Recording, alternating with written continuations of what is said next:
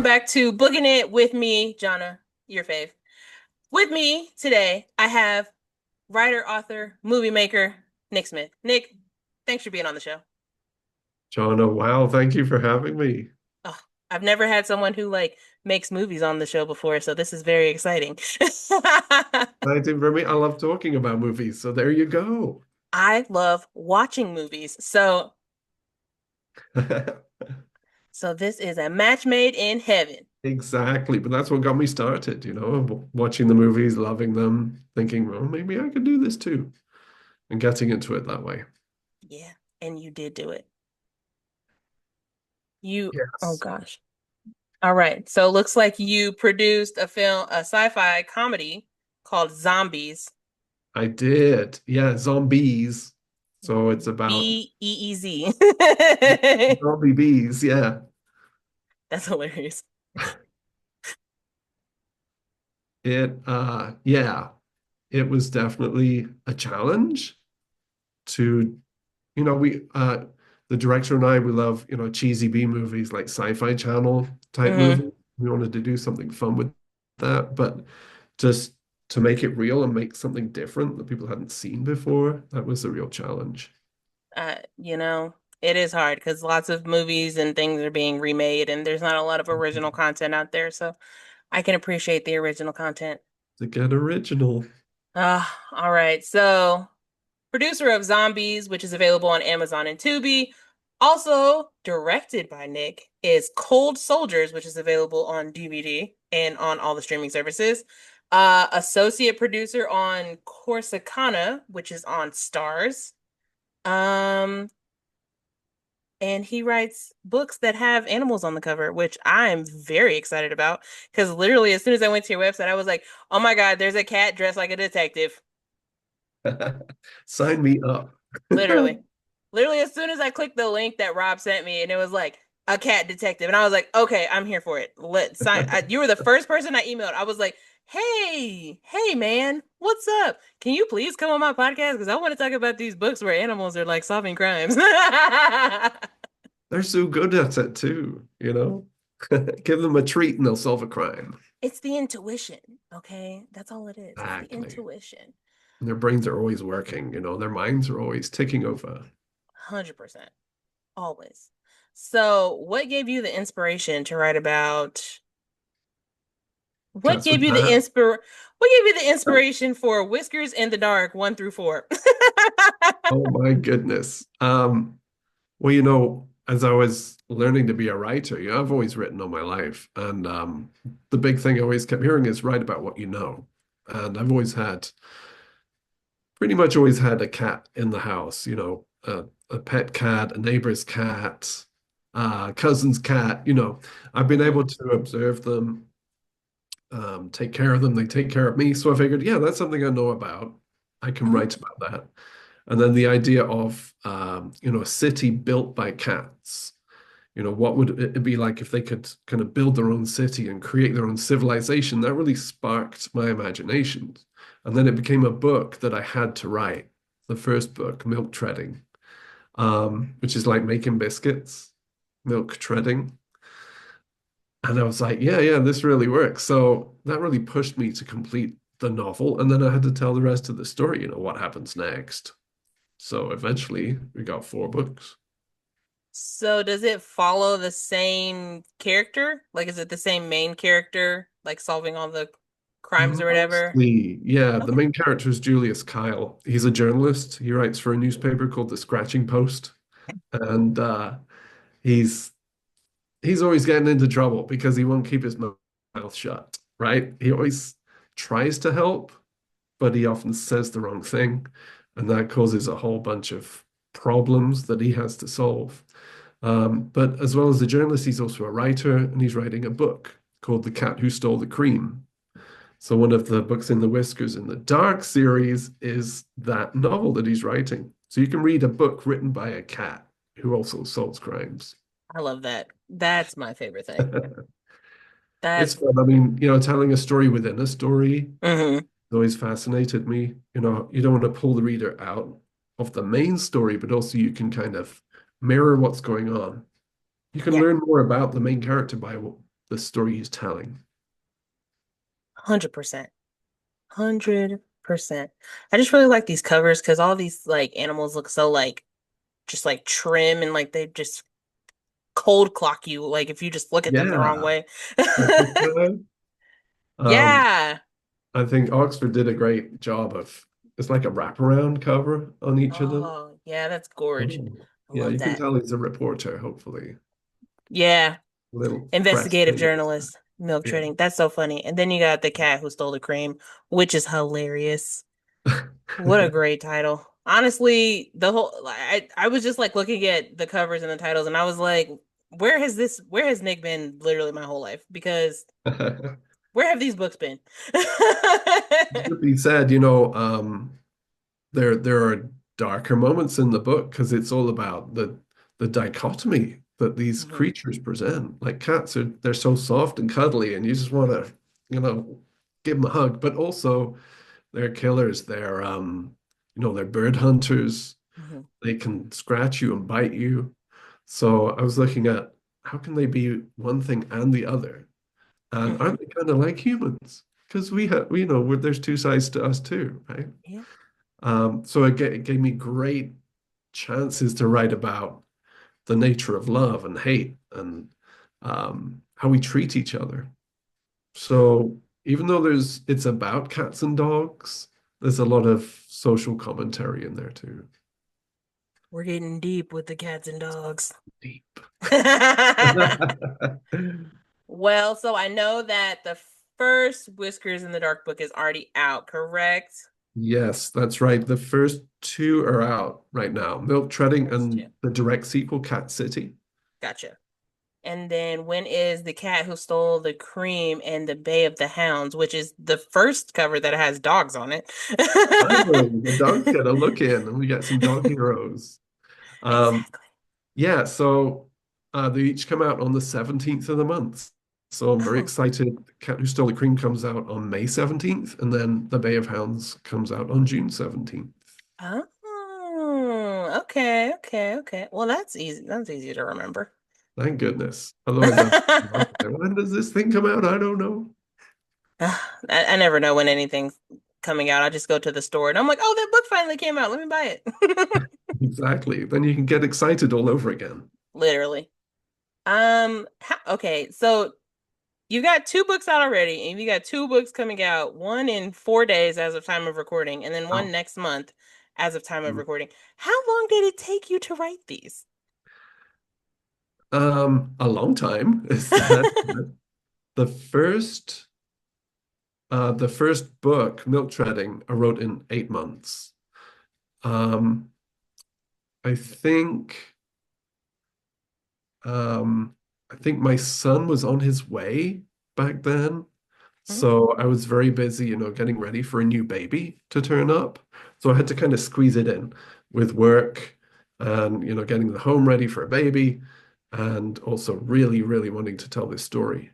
mhm. But then once I'd figured all that out, I was able to write The Cat Who Stole the Cream in 4 months and get that done quickly. So, each book took a shorter amount of time Mhm. because, I was really got a handle on the characters. Oh yeah, what would Julius do in this situation, right? What would a cat? WWJD, you know? Yeah. So yeah, a few months on average for each book. Okay.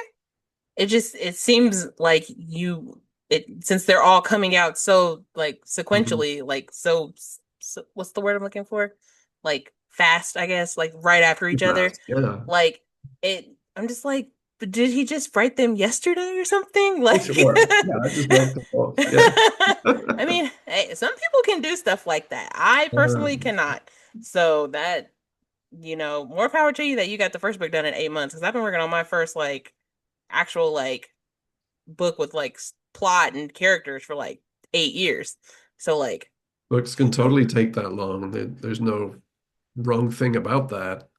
Well, one thing I love about my publisher, Four Horsemen, is that they give me the license to write, you know. mhm, It sounds weird as a writer that you would need permission to write, but they're actually like, you go do it. Otherwise, that little voice in your head is saying, oh, I should be doing something else, I should be mhm. playing with animals or spending time with family or something else. Spending time with your family over writing? That's crazy. It's a tough road. Who would do such a thing? Yeah. You mean you don't just like sit around and watch like Murder, She Wrote instead of writing? My family actually said, "Why doesn't he watch this show with us? He would like this show." And I'm like, "No, I have to finish the next book. Dang. It's due out on the 17th. Come on." He's like, we already got the cover and everything. I gotta get the words down. That would be cool. I'd like to write a book where you have the cover already, and that's kind of inspiration for you, but I haven't done that. That would be pretty dope. We used to have to do that in when I was in college. Our teacher would like show us a picture and he'd be like, write a story about this picture. And I'm like, oh, okay. I'll do that. I It's have got very students to do that, but I wouldn't do it to myself. No. look, it was very tragic. It was very tragic times. I know you have other books, Yes. but what initially this because this isn't your first book, obviously. What initially pushed you to actually go into the publishing world?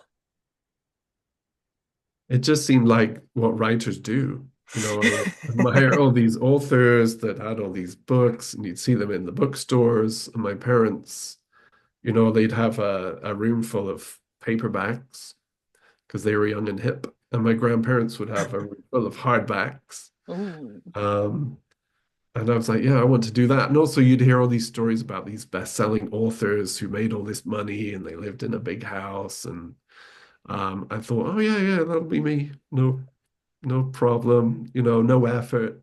I'll just do it. I'm still belt. waiting for that. Still waiting for the big house and the money and the swimming pool. But Same. no, I'm not waiting anymore. I just do it for the joy of writing. But yeah, that was the idea to get it, to work with a traditional publisher.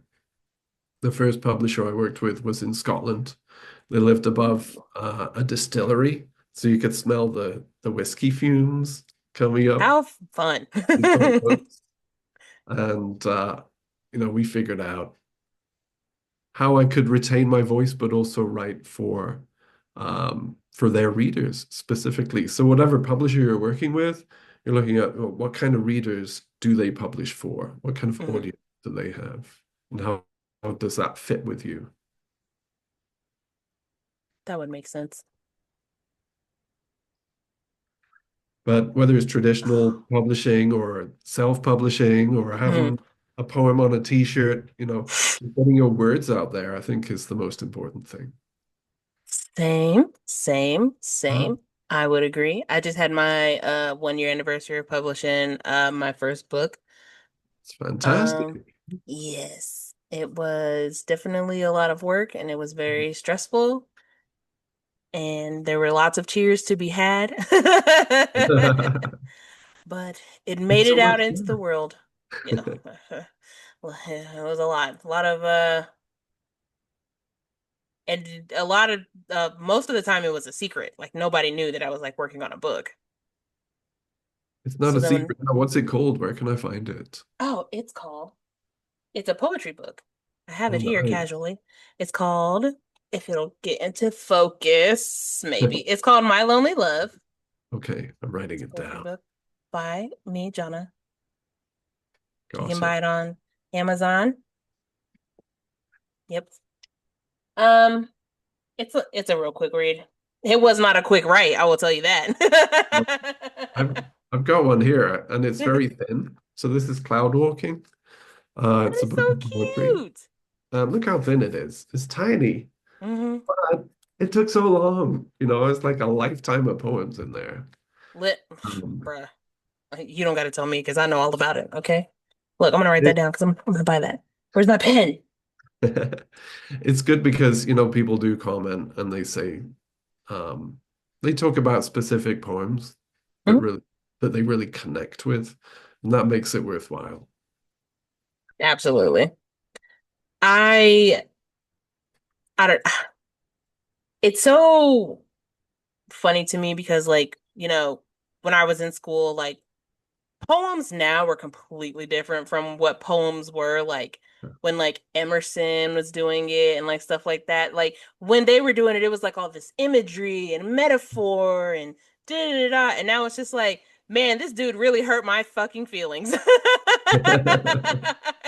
Yeah, well, it's got to resonate with the readers, otherwise you're going to lose them. Yeah, which it's so funny because I can, name off so many poetry like authors because like I've read their poems and they've resonated with me. Um, but like if you like asked me to like name like some old man like Well, dude, poem, yeah, some I'd be like, that guy, that yeah, old man. He's probably dead, but that guy, that one. I can 'Cause relate to like the feelings getting hurt. Uh, I can only relate so much to the shape of a cloud in 18th century France, and yeah, what does literally. that mean? Right. Like you're just looking at a cloud, bro. Like what's Have fun eh, with literally. it. So it's just it's funny because it now when people are like, oh, my favorite, poet is like, Robert Frost or Ralph Waldo Emerson. I'm like, oh, so you're pretentious. Okay, okay, okay. So you're But bougie. Okay. speaks to them. Yeah, Yeah, speaks to their absolutely. bouginess. Absolutely. I'm a person who takes most things at like face value. So like if you're like giving me like two roads diverge in Yellowwood, I'm like, oh, so you're in the forest and you got to pick a path. Like I hope you pick the right one. Like I hope you don't get eaten.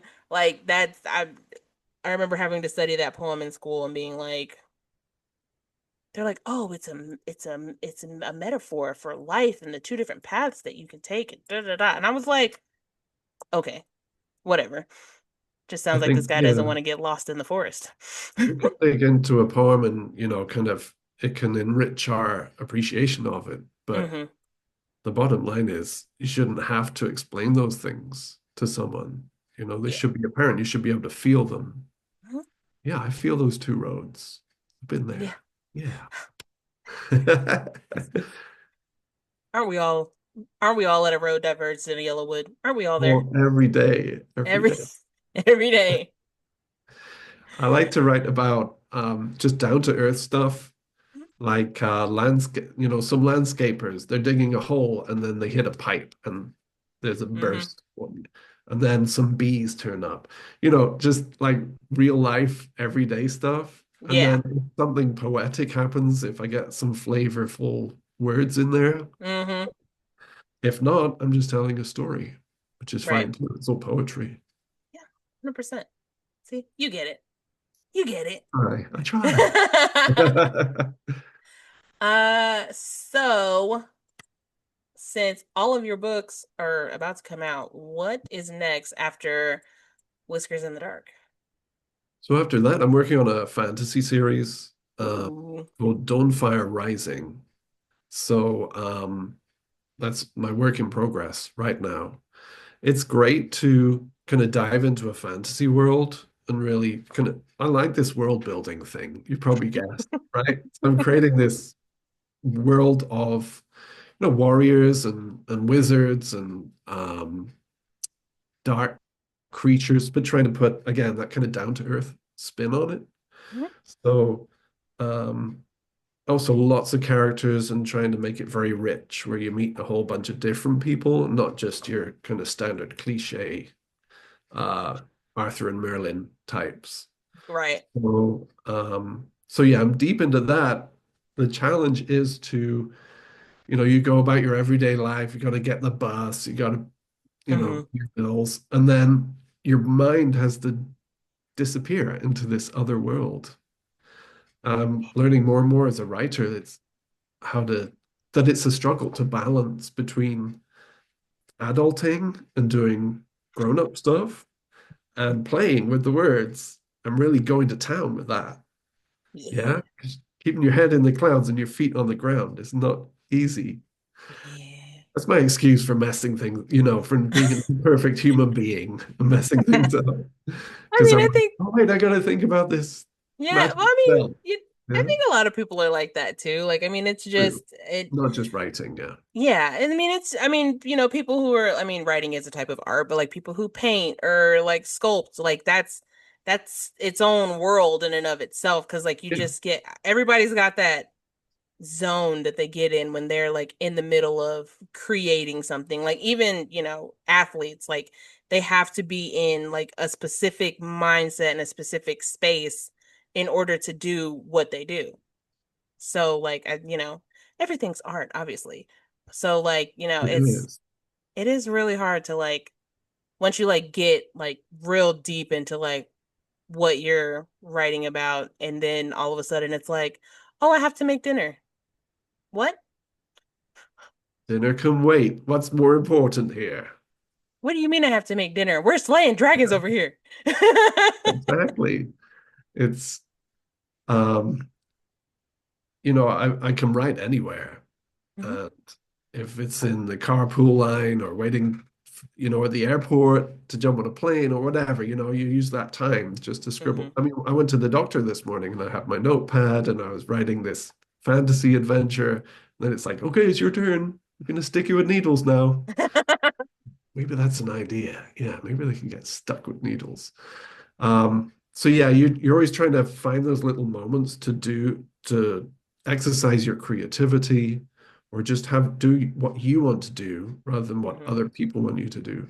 But it is hard just to pick those moments and then slip back into reality and then back into that imagination world. Yeah. Um, it's fun, but it's tough. It's a challenge as well.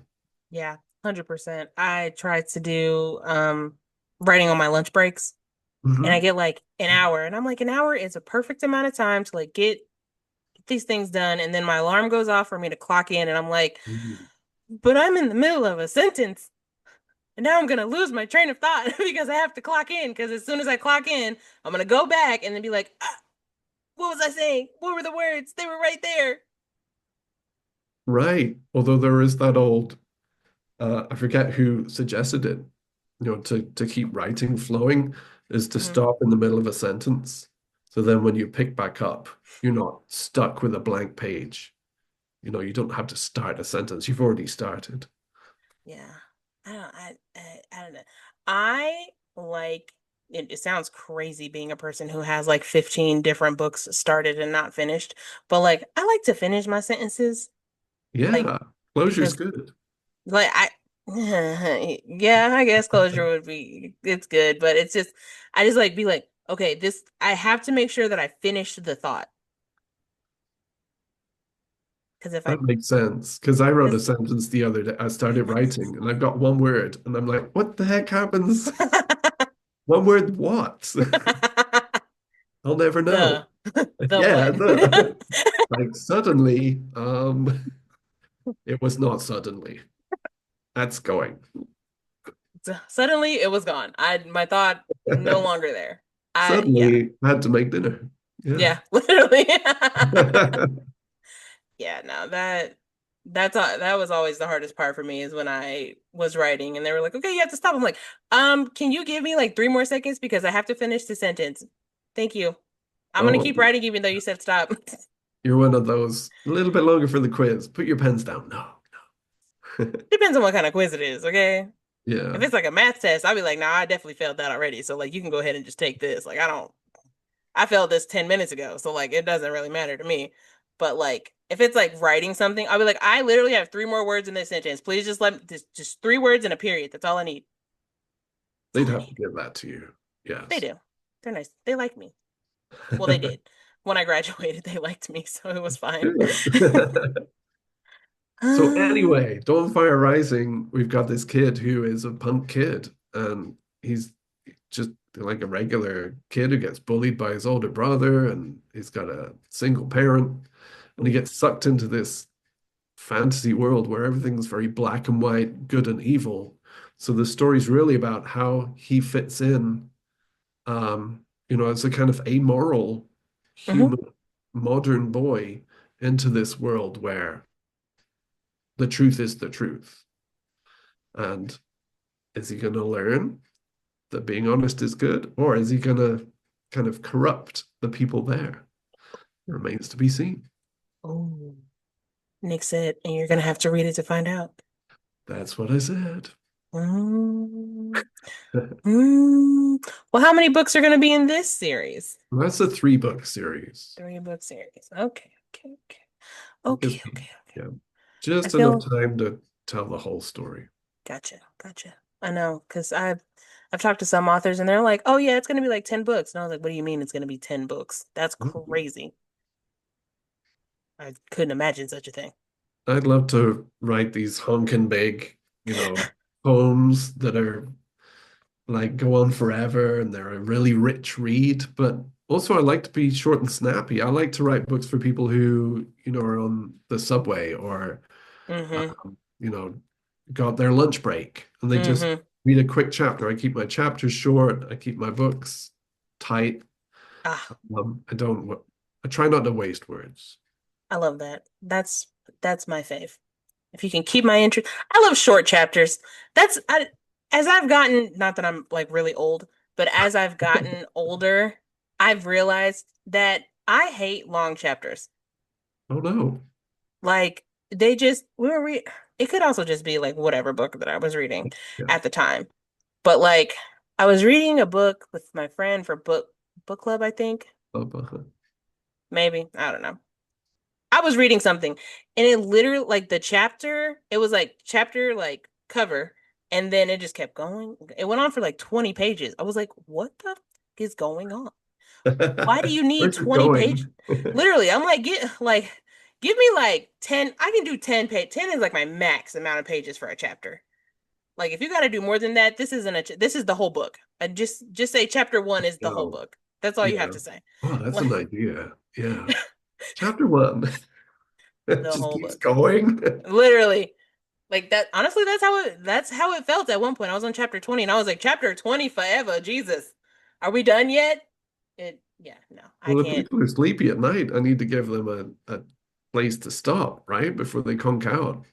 literally. That and I'm definitely I'll just make it to the next chapter. I'll just make it to the next chapter. Yeah. But if that chapter's too long, I'm gonna fall asleep in the middle of it and then I'm gonna have to read it again because I forgot what happened because I Maybe fell that's the asleep. plan. They want you to read it again. I know, but like, don't you want me to finish it so I can buy more of your books? That's One really do I? nice comment I got, I think it was last week, was a lady who'd read Milk Treading and oh, I read like a proof copy, like an advanced copy, and she was like, it was a great winter read. So she, had her fire going, and she sat by the fire Oh, in her favorite armchair, and she cozied up, and she read the book, and it was a great experience for her. So people oh. talk a lot about beach reads, but I think Hmm. winter reads are important as well. Oh yeah, no. I love hi, hello. I love a good I really can just read anywhere. Like it I really do try and read on the beach. Like I really do. Like I really be trying. But 98% of the time if I'm at the beach, I just want to be in the water. Yes, I love jumping in the water for sure. Like that's my favorite thing to do. And also because of who I am as a person, if I'm going to the beach, I don't have like a physical book because I don't want sand to get in it. Oh, interesting. So like I'll usually take my Kindle You get because like I sand in can your Kindle. just but I can just like wipe it off, right? Like with a book, sand is forever, okay? It's like glitter. It's forever. So Right. like I'll just be shaking my book for like 10 years trying to get the sand Sand out in of the it. book, you take it home with you. Yeah. Yeah. It's like, "Oh, did you go to Panama City Beach?" Sure did.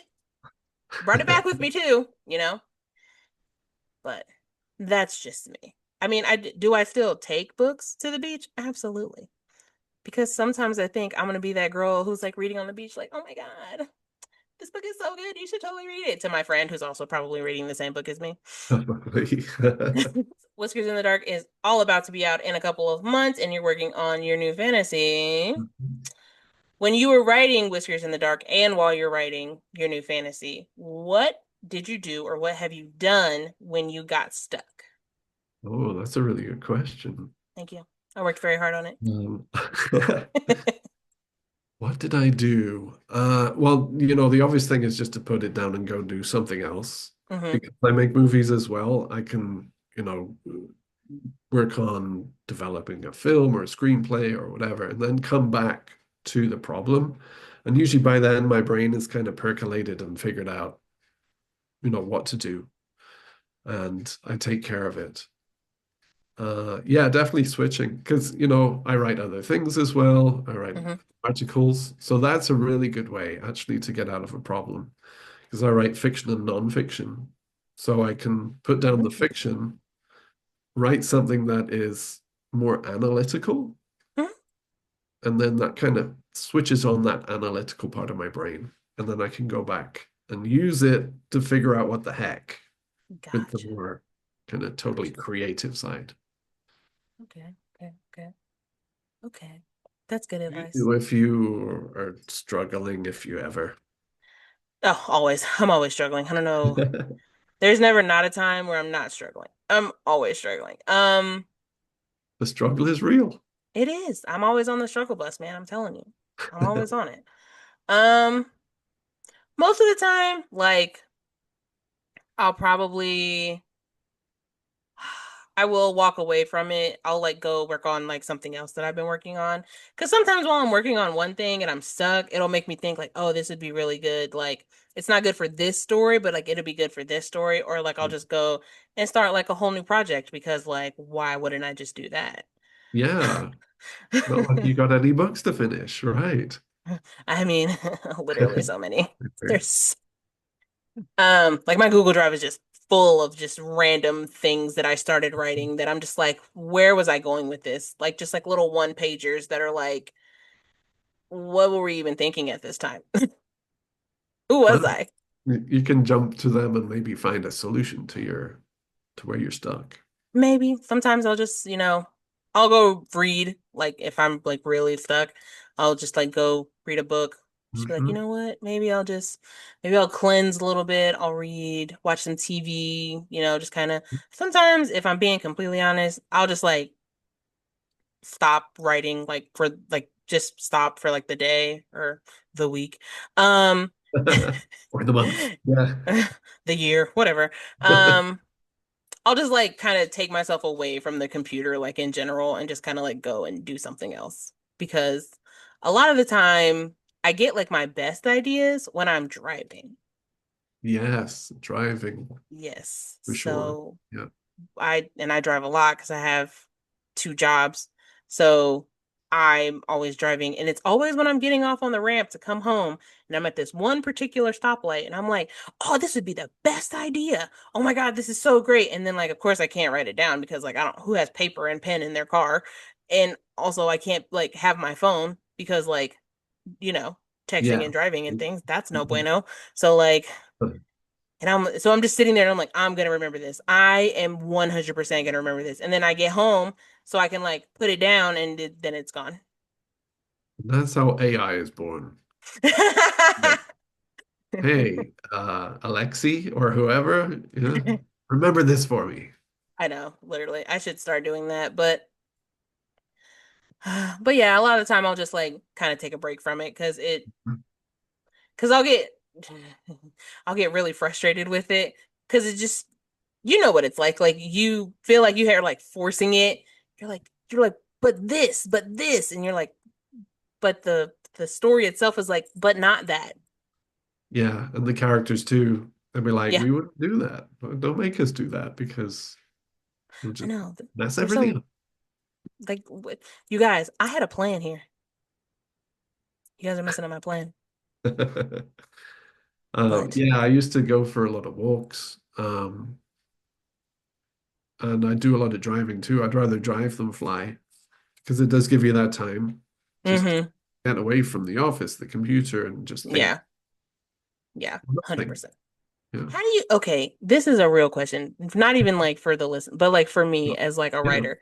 How do you like get your characters to have like like how do you get them to have like their character development? Like how do you write that? If that makes sense. Wow. Yeah. Um, how do I get them to have their development? They, I kind of figure out who clicks with who. Hmm. So I see, okay, maybe I've got this very shy character and this very um very what's the word? Extrovert character, right? Hmm. So I'm like, what happens if I put them together? Maybe I'll put them in a situation which is high pressure as well, and really find out how they work together or work against each other. And that from that, I really find out a lot about the characters. Okay. Okay. Okay. And I'll put them in a situation and see what happens, get to know them that way, and also just get them talking. So I'll write, say, a page of dialogue just with them talking to each other Hmm. and figure out, okay, that's how they talk, that's how they're different, which is important because you want them to be distinct. Hmm. And you learn things about them from how they kind of banter with each other. And I like a bit of banter. Love banter. That's Yeah. like literally 90% of the books I read, if they don't have banter, they're gonna get DNF'd like in a heartbeat. Like No if banter, no pictures, long chapters. Come on.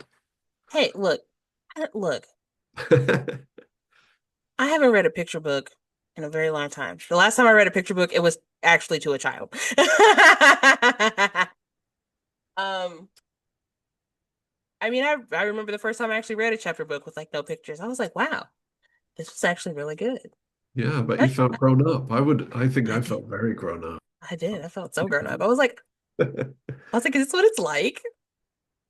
Gosh.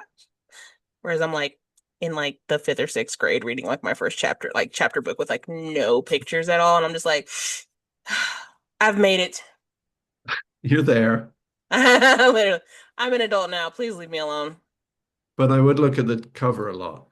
Oh yeah. Because the cover would help me would kind of ground me in who the main character was or the Hmm. main location or something. Yeah. Yeah. No, And I I was get that still looking at 100%. pictures, so there was a picture. Get that. Well, speaking of books, what are you reading right now? If you're reading anything. That's a that's quite a question because jump a lot from one book to another. Um, That. mainly because my time is so tight, Hmm. because I teach and I write and I film things. Hmm. So I'm like, oh my God, I have these books. I got piles of books in my bedroom. I'm like, like I got to get to this one, to this one. I read a lot of nonfiction. So what am I reading? I'm reading a Joan Didion book, Hmm. Slouching Toward Bethlehem. I'm dipping into that one. What else am I digging into? An Alfred Hitchcock book, The Dark Side of Alfred Hitchcock, about how he was a bully and he would uh, play pranks on people. And yeah, so a lot of film books is the real answer. I'm always trying to Okay. become a better filmmaker and a better writer That's by fair. reading up on it. That's Also, I fair. don't want to read a fantasy book while I'm writing one because I feel like I might kind of pull too Hmm. directly from that Yeah. book. So I'm more likely to read a crime thriller uh, while I'm writing something fantastical, or vice versa. Gotcha. Okay. Okay. Okay. Okay. That makes sense. I think I own like one nonfiction book, maybe two, maybe two. I'm pretty sure it's only one, and it's because it's about JFK. Because Okay. I just have a very weird. Don't judge me, people out there. I have a very weird obsession No, with JFK and the JFK assassination. I've probably seen like every documentary about it that you could possibly think of, like, and they came oh, out. There's so like there's so many, and like at my job, like I just like I process mail, and so okay. like while I'm processing the mail or like doing stuff, like I'll just be like watching something or listening to something on my phone. Sure. So like one day I was just sitting there on Amazon Prime just like watching all the documentaries they had on JFK and the Yeah. JFK assassination. So they came out, I can't remember who it's by, and it's all the way over on my other shelf.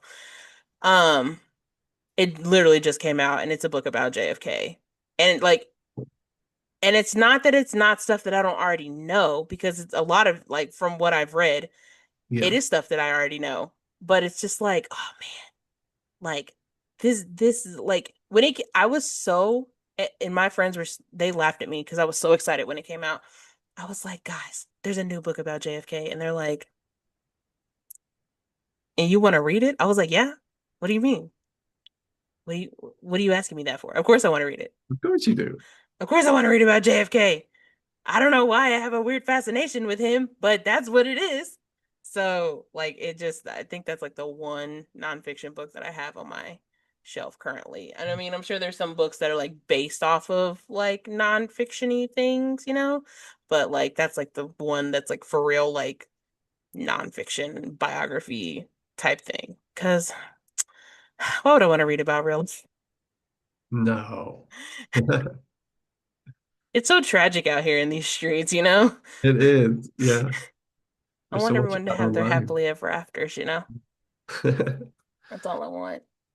I Yeah, mean, just definitely. Yeah, nonfiction, I can really dig deep into that. I'm a huge Prince fan. So Dwayne ooh, Toodle has written books about Prince's recording sessions that go like day by day, how he made Purple ooh, Rain and um yeah, specifically that album. And it's like it's so all the minutiae are there. It's so mm-hmm, painstakingly researched. I've actually helped him transcribe a couple of interviews with, Prince proteges and people who work with him. And it's just again, it's completely different from everything else I do. So mm-hmm. I just kind of switch my brain over, read about that, and then go back to Cat World or somewhere else.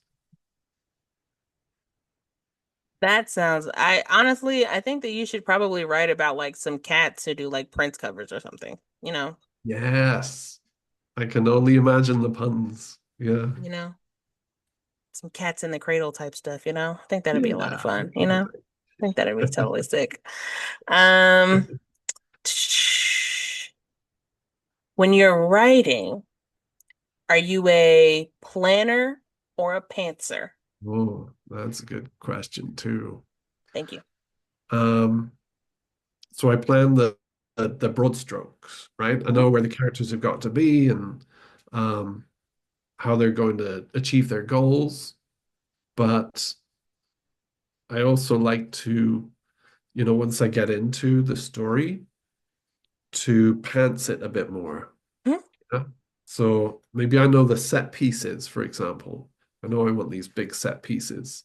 Hmm. There's a riot that takes place at the end of Milk Treading where the city of the cats turns to total chaos. I know that's going to happen, but I'm not exactly sure how I'm going to depict that. Hmm. Which characters are we going to follow? How are we going to kind of build that up to a crescendo? So that's the pantsing bit. Gotcha. But the actual conclusion, the climax is planned. Gotcha, gotcha, gotcha. I think you need Okay, a bit okay. of pantsing. It would be very boring to know everything that's going to happen. Yeah. No, I can understand that. I've any book I've ever started, it's just been by the seat of my pants. I just like it was just an idea that I had that I needed to get down, and then it just it pantsed until I had to start planning, and then I couldn't plan. Yeah, that's something else. I like the aspect of discovery. Like, oh, Hmm. that was going to happen. That's cool. But Yeah, also, there's a point where you've got all these notes and bits and scenes, and you're like, oh, I have to plan. Oh, crap. It's time to plan. literally. Actually figure out this is the order it's going to happen in. You a Kindle, paperback, hardback, or audiobook person? I'm a paperback person. I do listen to a lot of audio dramas. I listen to Ooh, British audio dramas a lot. obviously, you should. But that's really to give my brain a rest.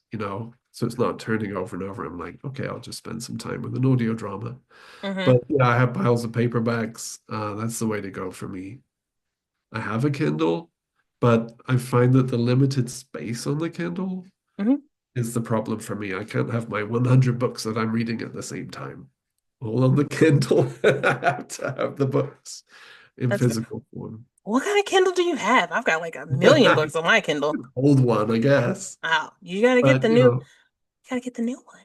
I guess I do. Gotta get the new one. But having that feel of the book is good. Oh It's yeah. like you feel like you've achieved. I feel like I've achieved more too if I finish a Uh-huh. paperback rather than okay, I swiped through some pages and I did a digital thing. Yeah. And there's just something about like when you finally like read that last page and you like close the Exactly. book, there's nothing like it, you know? Right. And I can gauge like, oh, I read this Yeah, halfway through, or literally. this much to go. Oh yeah. No, definitely. I totally understand that. Because Yeah. I'll be like, I'll like, whenever I'm reading, I'll be like, I'll have like a giant chunk already done. And I'll be like, Mhm. this much stuff. I'm like, oh, how many pages is it? And it's still like 100 or something pages. And I'm Uh, like, oh, I could read that. That's fine. And then I'm up to like 3 o'clock in the morning, it's fine. Everything's fine. that's a It, luxury. I love doing that. Not everyone has the time. yeah. Oh, I don't have the time to do it. I just do it. You just make it happen, yeah. I'm just irresponsible, Nick. I'm irresponsible. That's So I'm actually very responsible. Okay, I'm actually a very responsible person. Got a I just podcast, you got poetry book, you're super responsible. so responsible. I Yes. got cat. I didn't kept two cats alive for like 3 years. Cats, yeah. Like, and I have kept myself alive, like living on my own for almost 3 years. So like, Taking care of yourself's important. Yeah, yeah, so I think we're doing great. yeah. Um, we'll do Whiskers in the Dark because it's your Yes, newest books. I've been asking everybody this question just because I want to like know because when I look at the covers of books or like as I'm like reading the book, I'll like imagine who the person is, sure. like what they look like and all that stuff, just from like the little bits that I have. If I would assume that this would be an animated series. Yeah, it would This be is just a animated. guess. Yeah. Who would you want to portray your characters in Wow, your animated TV show and or movie? With unlimited, you have unlimited budget. It could be anybody. that is a really cool question because there's some really talented animated, voiceover artists who aren't famous. We recognize their voices, but we wouldn't know their Hmm. name. So I Yeah, definitely want some of those in. I feel bad for them, uh, if they pull in the big stars for an animated movie and yeah, the the little guys and ladies, they don't get a chance because they're yeah, just their names. However, um, the Julius Kyle, the cat reporter, he's pretty laid back and he's a frosty cucumber. Um, so what frosty cucumbers can I think of? I don't know. I loved working with Pedro Pascal. I would uh, definitely put Pedro who playing doesn't it. love Pedro? Yeah. I think if Oliver Platt's still around, he was in Chicago Med and he was in a bunch of movies in the 90s. He would play a really good fat cat editor. He's not great, Oliver would admit it. And this kind of this corpulent editor who bosses people around, like a Yeah. chonker of a cat. Yeah. Oh, this is Oliver Platt. I love this You guy. know, he's really good. He's a really good He is actor. really good. I really Yeah. like this guy. I never knew what his name was. His name's Oliver Platt. I really like this guy. Yeah. I vote yes. Wow. Yeah. Yeah, those are the two that come to mind. I'll leave it Okay. at that. Yeah. Okay. Hey. So we Oh, got there's a lion. There's a mayor who's actually a lion. I can think of someone to play the lion mayor. the Lion Bear. The lion mayor. How about Ron Perlman? It's kind of obvious because of Beauty and the Beast, I but love yeah. make a great lion mayor for sure. Yeah, yeah, Yeah. yeah. Yeah. Oh man, I want to watch this show now, even though it's not a thing. Even though it's not a thing. My one of my best friends will be very excited that you said that Pedro Pascal would be your voice person because she loves Pedro Pascal. So He is awesome. I'm so happy to see him doing so well. yes, I love him. Yeah. He's a very good actor, and he also seems like a very great human being. So I Yeah, will be rooting for Pedro as long as he continues to be a great person. exactly. You better behave himself. Yes. Look, he's getting a lot of money right now, so hopefully he doesn't want to mess that up. And he's got Yeah. a contract with Marvel right now also, so like, come on, Yeah. man. I'm sure there's clauses in those contracts. Yeah. Yeah, because the last person who messed up in Marvel does not work in Marvel anymore. So, Oh, yeah. yeah, so, you know, but anyway, that's neither here nor there. Um, what authors or books would you recommend that other people read besides you, obviously? Wow. I didn't Everyone's realize got these questions such were going to be different so hard tastes. hitting. Yeah, that's hard. I got a little thing in the pit of my stomach there. I'm like, wow. Wow, I'm feeling like an Um, investigative journalist over here. I'm just gonna throw in here, I feel like thrillers and kind of procedural things. Hmm. I just discovered this recently. Michael Crichton, he's famous for Jurassic Park and Hmm. um the Andromeda Strain and all that kind of thing. But when he was a doctor and when he just started writing, he wrote all these just potboiler thrillers under different names. So the main name he used was John Lang, and Oh. he wrote just these really cool kind of pulpy stories.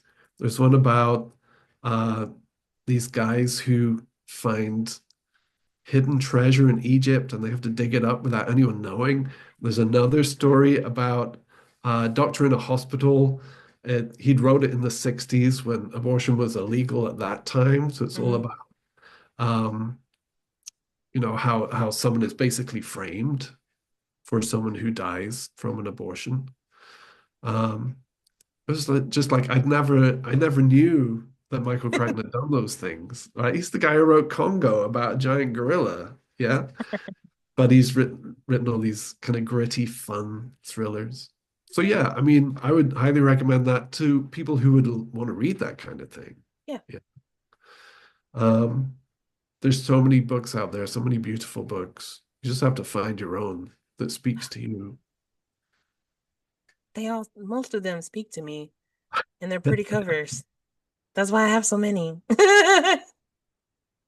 Same kind of vein. Todd Goldberg, he writes great kind of gangster books Ooh. to kind of generalize. Yeah, those are good. Okay, Hmm. all right. I'll Yeah, take those. Yeah, I'll take those. I'll take those. right. I'll take Start. those. It's a start. Um, Tip of the iceberg. he's like, there's more in there, but like, I know. In about 5 minutes, I'm gonna be like, oh, what about that one? What about this one? oh yeah, that's okay. People ask me, I'm like, who's your favorite author? And I'm like, I don't have one because I'm an equal opportunity reader. I mean, Angela Carter, I love her kind of reimaginings of fairy tales. She's Hmm. written some great stuff that's been very inspirational, influential over the years. There's another one. There will Look, be more. see, you're getting, look, we're gonna be like, I'm gonna be like going through the credits, and you're gonna be like, oh, and this one, and this Yeah. one. But that's And by the that's way, yeah, literally, literally. You're gonna be like emailing me like, hey, also this author. I'm like, okay, same. can you I'll put just it in kind the of notes. cinch it on there and let me? Right? Literally. Uh-huh. What advice do you have for people who are aspiring to be writers? To not focus on, getting published or making money, just to write, because the more they write, the better they will get. Write for themselves, write for their friends and family, write for strangers, but just get the words down on paper. In the movie world, it's full of people who talk about making films, who uh, have ideas for making films, Hmm. but they don't make the films. Yeah. They come up with a million reasons why they can't do it. Yeah, And yet there are some people who actually tell their stories and they make their films. And not, some of them are rubbish, right? yeah. But they learn from whatever they make and they get better and better. So it's the same with writing. Just to get those words down, seeing how one word leads to another, one sentence leads to a paragraph, and then getting better and better. That's really good advice. Ugh, Thank you. so I Comes might cry from a little bit. bitter experience. Excuse me. Excuse me while I cry. Um, all right, and then final question, the toughest one, obviously. Where can people find you on the socials? All over the place. The best thing to search for is Nick Smith Films Gotcha. because that will pull up my Instagram and my website. Um, I'm on Facebook. I'm Nick Smith Miami. Ooh. Facebook. Woohoo! Because that's where I opened the Facebook account. I was living in Miami back then. So I figured, yeah, why not? Nick Smith Miami. Um, yeah, but yeah, go for Nick Smith Films and you'll find a whole bunch of stuff. I also have a YouTube channel so you can watch trailers for some of my films. You can see a really cheesy music video that I did ages ago. Whole everything's on there, right? And my cat's bar mitzvah is probably on there. But that's the point of a YouTube channel, right? You should be able to put anything you like on it. Yeah. Just for fun. Did your cat actually have a bar mitzvah? Is that a real thing? Not yet. No. Not yet. Okay. Are you gonna That's throw your cat a bar not mitzvah? right. I No, think you should. I'm not that crazy. Look, I'm not I had a friend once, and she has a ton of cats. They had a it was when and I'm gonna forget the freaking king's name. It was whenever King Charles, yes. King Charles was getting coronated. Is that the word? It was Yeah. his coronation or whatever. Um, Literally one of her cats, like he's like the head of the cat house. She literally had a coronation for her cat. Wow, that's He a could be brilliant like idea. the king of Yeah. that. It's like a whole thing. Like Yeah. it was like a whole YouTube. Like, she did a whole YouTube video about it. Like she filmed it and everything. Did the crown stay on his head or did it kind Yeah, of he's shake a off? very docile cat. So like he even let him put like a little cape on him and like a little crown and he like rolled around in his little stroller like to do his little coronation walk or whatever. That Like is hilarious. it was a whole thing. So that wouldn't be the craziest thing I've seen if you threw your cat a bar mitzvah. Oh, remember King Charles had a painting done of him with the dark red background and looked like something out of Ghostbusters too. Yeah. Maybe your friend could do that for her cat and have a very regal painting. I think I have had a friend do like one of those for like their dog or something where they have on like the Shakespeare collars or whatever and they're Yeah, like the just rough. I'm like I was like the world is too ridiculous, but I it's the best. People are letting their freak flags fly. It's good. Hey, and I love it because we deserve it. All right. Well, do you have any questions, comments, or concerns for me? No, I No? really love chatting with you. Although you Thanks. asked me some very hard questions, I'm like, oh man, it's like asking me what my favorite movie is. Don't even, right? Um, I really hope some people watch this and it encourage, when they're watching, they're thinking about writing and it encourages them to write their own stories. I want to read them. Same. That's that's kind of the goal of this is like, which is why I put the question for what do you have? What advice do you have? Because I mean, you are a published author, you're a successful filmmaker, a successful author. So like it's just like what do you think that the people who are like, I can't do that, like what do you think that they should know? And they do Yeah, need to know that exactly. they can do it. They just need to believe in themselves a little bit. Exactly. Sometimes we're our own worst enemies and, there are naysayers, but Mm-hmm. you can do it. Yes, you can do it. The name of the podcast. You can do it. You can do it. All right. Well, Nick Smith, award-winning movie maker and writer, author. Thank you so much for being here. I really appreciate it. What a pleasure. Thank you.